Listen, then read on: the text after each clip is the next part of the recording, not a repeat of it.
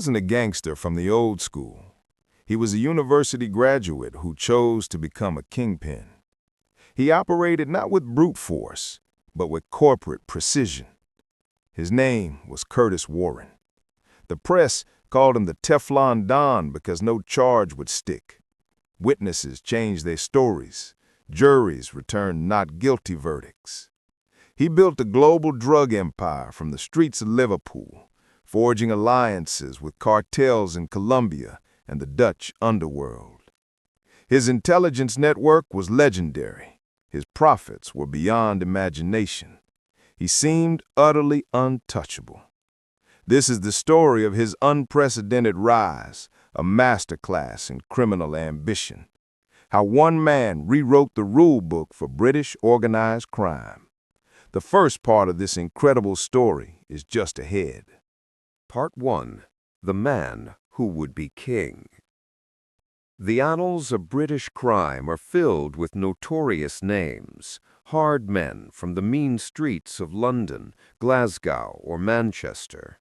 But there is one name that stands apart, not for the brutality of his upbringing, but for the sheer audacious scale of his ambition and the cold corporate efficiency with which he operated.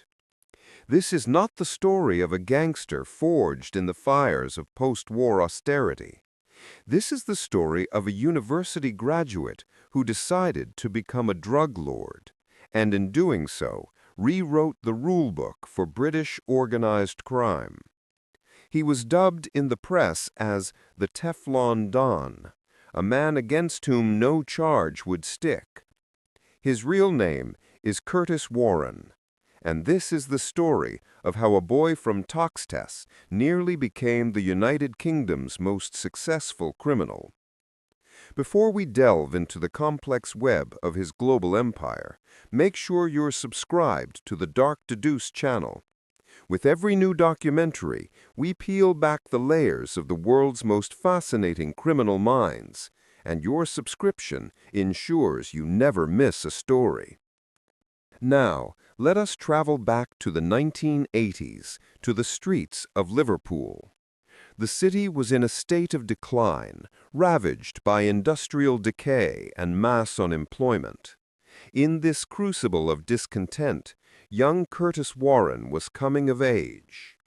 But unlike many of his contemporaries who were drawn into the chaotic world of street gangs, Warren had a different vision. He was a keen bodybuilder, disciplined and focused. He understood the importance of strength, not just physically, but in terms of market position.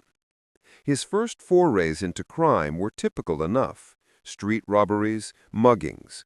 But he quickly realized that this was a mug's game, high risk for low reward. The real money, he saw, was in drugs. The emerging ecstasy and cocaine culture of the late 80s and early 90s was a gold rush, and Curtis Warren intended to be the one supplying the picks and shovels. What set Warren apart from the very beginning was his approach. He was not a thug, he was a CEO. He surrounded himself with a tight-knit, loyal crew, and he enforced a strict code of conduct. Violence was not a first resort, it was a business tool, to be used strategically and decisively. He was known for his calm, quiet demeanor, a man who listened more than he spoke. This air of quiet authority was far more intimidating than any outburst of rage. Warren's intelligence network was legendary. He had contacts everywhere, in the police, in the ports, in the criminal underworlds of Europe. He understood that information was a currency more valuable than cash. He knew when shipments were being monitored, which informants were talking, and which routes were safe. This allowed him to operate with a seeming impunity that began to attract the attention of the national press. The Teflon Don moniker was born from a series of high-profile court cases that collapsed.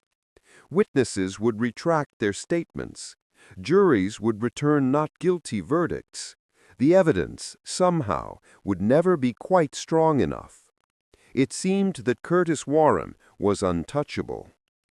His ambition, however, stretched far beyond the borders of Merseyside or even the UK. He saw the entire continent of Europe as his marketplace. He built alliances with the Dutch underworld, then with traffickers in Turkey and Colombia. He was no longer just a drug dealer. He was an international logistics coordinator, moving tons of cannabis, cocaine, and ecstasy across borders with a sophistication that rivaled multinational corporations. He used everything from articulated lorries with sophisticated hidden compartments to fleets of smaller vehicles in coordinated convoys. The profits were astronomical. At the height of his power in the mid-1990s, it was estimated that Curtis Warren was turning over hundreds of millions of pounds. He invested his money not in flashy cars and mansions, at least not ostentatiously, but in legitimate businesses and further criminal enterprises. He was building an empire, and for a while it seemed unshakable. But the very scale of his success was his undoing. The British authorities could no longer tolerate a criminal who operated on a global stage with such blatant success. The Merseyside police, in particular, were determined to bring him down. A dedicated task force was established, operating with a level of resources usually reserved for counter-terrorism. They began to painstakingly build a case, not relying on the unreliable testimony of informants, but on hard, forensic evidence and surveillance. They followed his associates, tracked his communications, and mapped his network. The net was slowly, imperceptibly, closing in. The story of Curtis Warren is a tale of two halves.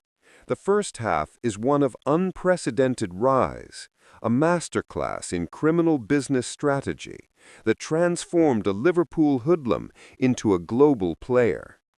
It is a story that ends with Warren at the peak of his power, the Teflon Don, seemingly invincible, watching from his penthouse suite as the world lay at his feet. But every empire has its fall, and for Curtis Warren, the fall would be as dramatic as the rise. It would involve undercover cops, international stings, and a betrayal that would shake his organization to its core. The Teflon was about to be tested like never before. That, however, is the story for the next part. The first chapter of the Teflon Don's reign ends here, with the authorities watching and waiting, preparing for the move that would define all their careers. If you have not already, subscribe to Dark Deduce and hit the bell icon. The conclusion of this story, the dramatic fall of Britain's most powerful drug lord, is waiting in Part 2. We will see you there. He was Britain's most powerful drug lord, the Teflon Don who had beaten the system every time. But every empire has its fall. For Curtis Warren, it began with a secret deal and a royal pardon that shocked the nation. It was his greatest escape, but it made authorities more determined than ever. They would build a new case, brick by brick. They would wait for him to make one single mistake. That mistake happened on a quiet island, far from his Liverpool home. The surveillance was airtight. The evidence was overwhelming. The legend of the Teflon Don was about to shatter. This is the story of his dramatic downfall, how the untouchable man was finally touched by justice. The shocking conclusion is right here. Part 2. The Empire of Crime cracks. The Teflon Don was at the zenith of his power. Curtis Warren, the boy from Toxteth, now commanded a global narcotics network with connections from the coffee fields of Colombia to the cobbled streets of Amsterdam. He had defied the British justice system, with case after case collapsing, earning him a reputation of invincibility. But empires built on sand cannot withstand the tide forever.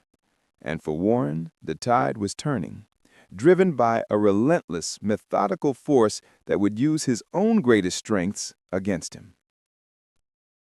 The first crack in the armor appeared not in the UK, but on the Dutch coast. In 1996, Warren and his inner circle were finalizing what they believed would be their most audacious deal yet, the purchase of nearly a ton of high-purity cocaine from South America, with a street value soaring into the hundreds of millions. The deal was to be brokered in the Netherlands, a country Warren considered a safe operational base. But the Merseyside police, in collaboration with international agencies, was already several steps ahead. They had infiltrated his network. The man Warren believed was a trusted associate, a crucial link in the Dutch connection, was in fact working with the authorities. The trap was set. The plan was for Warren and his lieutenant, John Hasse, to travel to the Netherlands to oversee the final transaction. But in a twist of fate that would save him from immediate capture, Warren was refused entry at the Dutch border. Hasse and another associate, Paul Bennett, went ahead without him.